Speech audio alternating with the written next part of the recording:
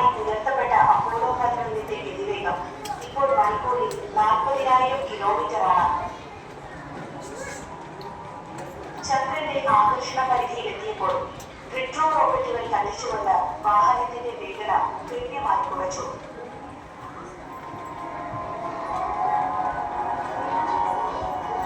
Lunar module, command module എന്നീ ഭാഗങ്ങൾ ചേർന്നതാണ് അപ്പോളോ വാഹനം.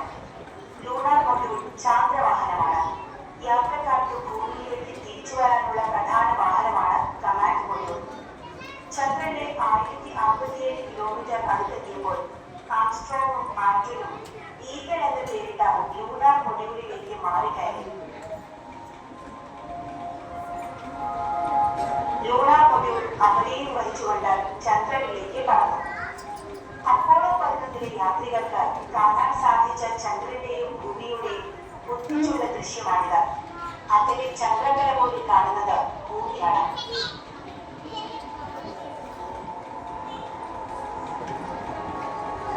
ചിറകുവിടർത്തിയ ഒരു കഴുകനെ പോലെ ഈഗിൾ ചന്ദ്രനെ സമീപിക്കുകയാണ്. യാത്രികർ ചന്ദ്രന്റെ സമീപം എത്തിക്കഴിഞ്ഞു. ചന്ദ്രോപരിതലം മുഴുവൻ പൊടി മൂടി കിടക്കുകയാണ്. റിക്കോയിഡ് എന്നാണ് ഈ പൊടിയുടെ പേര്. ചന്ദ്രോപരിതലത്തിലെ ഒരു ഗർത്തമാണിത്. ചെറുതും വലുതുമായ ഇത്തരം നിരവധി ഗർത്തങ്ങൾ ചന്ദ്രനിലുണ്ട്. ബഹിരാകാശത്ത് നിന്നും ഉൽക്കവയിലുണ്ടായവയാണിവ. ഒട്ടേറെ പർവ്വതങ്ങളുണ്ട് ചന്ദ്രനിൽ. ലൂണാർ മൊഡ്യൂൾ ചന്ദ്രനെ സ്പർശിക്കുന്ന അനർഘ നിമിഷവും കാത്ത് കണ്ണും കാലും ഒന്നിച്ചിരിക്കുകയാണ് നാസയിൽ ശാസ്ത്രജ്ഞന്മാർ. ആ ചരിത്ര മുഹൂർത്തം എത്തിക്കഴിഞ്ഞു. മനുഷ്യന് ഒരു കാലൊപ്പ്, മാനവരാശിക്ക് ഒരു കുതിച്ചുചാട്ടം. ആംസ്ട്രോങ്ങിന്റെ വാക്കുകൾ അനശ്വരങ്ങളായി. ഈ അത്ഭുതരംഗം നാസയുടെ മിഷൻ കൺട്രോൾ സെന്ററിൽ സജ്ജീകരിച്ച ടെലിവിഷൻ സ്ക്രീനിലും ലഭ്യമായി.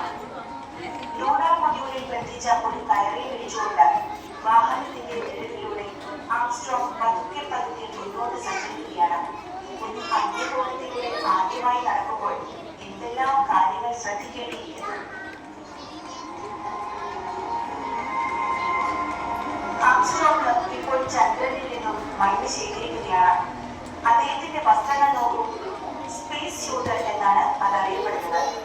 ചന്ദ്രനിലെ അത്യധികമായ ഊഷ്മാവിനെയും റേഡിയോ രശ്മികൾ മൂലം ഉണ്ടാകാവുന്ന അപകടത്തെയും പ്രതിരോധിക്കാനുള്ള